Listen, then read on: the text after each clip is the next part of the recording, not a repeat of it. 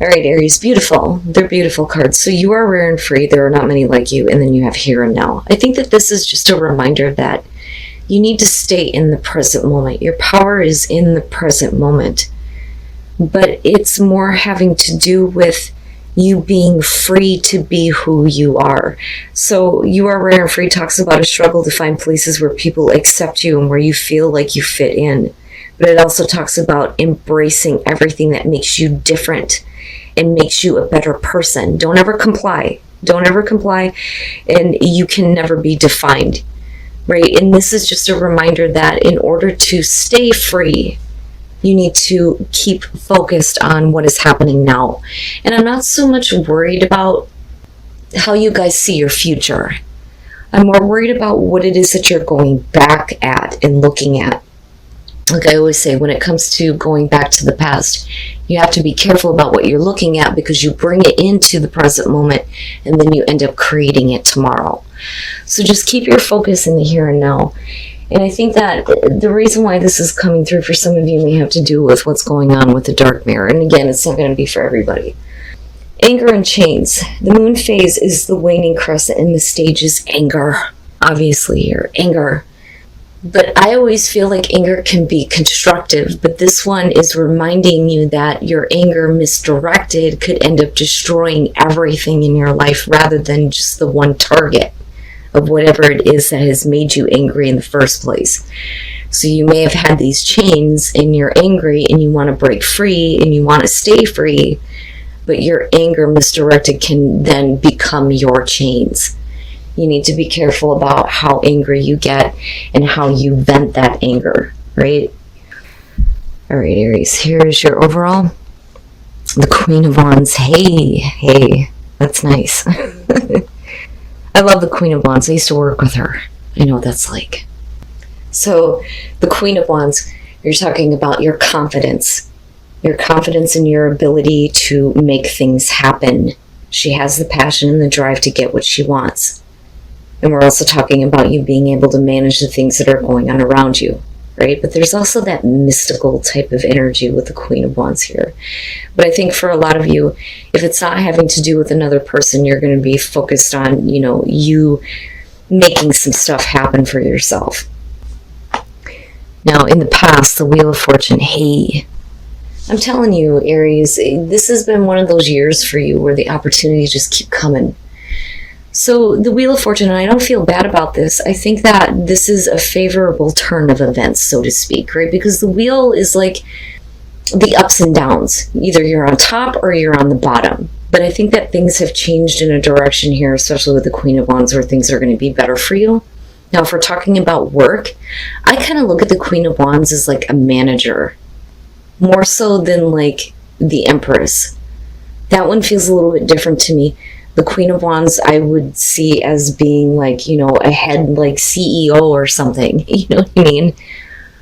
So for a lot of you, this could be about, a favorable turn of events here where you've reached the end of a cycle that brought you back to the top. Oh my God. And then you took on way too much. So in the present moment, the Ten of Wands, oh man, this one bothers me. So with the Ten of Wands in the present moment, we're talking about burdens, responsibilities, taking on too much. But I don't know. I need to see what's going on in your environment because I'm kind of feeling it out right now and I don't really feel horrible about it, but I don't like the fact that, you're carrying around so much that it's becoming a burden.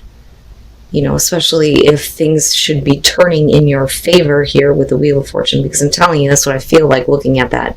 I don't feel like this is about a repeating cycle or a second chance at something. Now, yeah, it could be about a second chance for an opportunity or a new beginning, but I would have expected to see an ace. So we'll see here. No. Okay.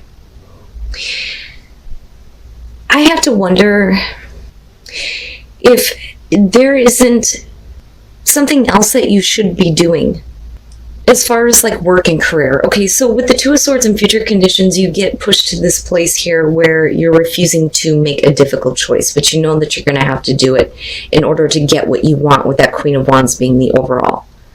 The problem is with the Ten of Wands, what is that responsibility that you feel like, you can't just cut out?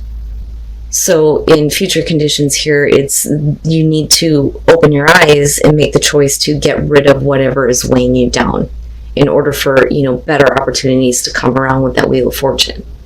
Right? But again, I'm still looking at you as the Queen of Wands being on top. This isn't about things going back in a bad direction. And whether you're male or female, it doesn't matter here with the Queen of Wands being the overall. I would rather see that in terms of work than the King, honestly. I'm just saying. But clearly here, you're going to have to make a choice in future conditions to cut out what is weighing on you, but I'm still interested in seeing what the hell that is. Okay. Your best path to follow, the Two of Pentacles. So, and some of you may be just trying to figure it out right now. Now, absolutely with the Two of Pentacles, this is going to be about being flexible, needing to manage, what is going on in your life. And then not only that, but managing finances, things like that. But decisions, needing to make decisions here. But with the Two of Pentacles as your advice, I look at that and I think, what the hell is it that you still have going on in your life right now that you need to put down? Are you trying to manage two different jobs? Are you needing to say no to one? Or is it about two different relationships? And it's becoming too much, But I don't think that this is one of those things where you've been bending over backwards for another person. I don't think that that's it. I think that you're just trying to manage things in your life right now. But there is something clearly here that, yeah, you could keep it going if you wanted to, but who wants to stay in the juggling act forever? And the Two of Swords is a clear indicator here that you're going to move into this place where it's not going to be easy, but I think that you need to do it. Okay, all right. So, and I'm telling you, this for me has like a work type of feel, business type of feel. The Queen of Wands is the overall. I look at that as, beyond the manager or the head honcho here, or boss lady. I also look at this as having a little bit more freedom in a work situation. But with the Eight of Swords in the present moment and the Ten of Wands, it's like you're in a place here where you feel trapped and you feel stuck. And the blindfold again pisses me off. You have to open up your eyes, right? So with the Eight of Swords, we do this to ourselves. It's the thoughts that we put in place that make us think that there is no way forward. Now, some of you may truly believe here that you are stuck with all of these responsibilities or a job that you have to continue doing, but it's becoming a burden, but you have no choice but to continue to do it. But, it's not so much that. If you're juggling two different jobs, yeah, I think that eventually you're going to have to make a choice here because you can't keep doing that to yourself. Because with that Ten of Wands being there, you'll never reach that destination to drop that shit. Especially with the Eight of Swords being there. But I don't think that it's about cutting out something that has become a burden. It's just about managing things, I think, a little bit better. Because clearly here with the Two of Swords, it's like I don't want to be completely rid of it. That's kind of what I feel like with this. So it's like I got all these things going on. This has all become this heavy weight on you, but you feel stuck with everything. But maybe there is a better way to manage things, or there are certain things that you can let go of that are not going to be one of those things where you're going to be like, no, I don't want to make that choice. You know what I'm saying? Wow, man. Your hopes and your fears, the Five of Cups. So, and that may be the problem, right? You don't want to make the wrong choice. Because the fear there would be that you would be really upset over, losing something if you make the choice to cut something out. Now, for some of you, you're just not happy with what you're doing anymore.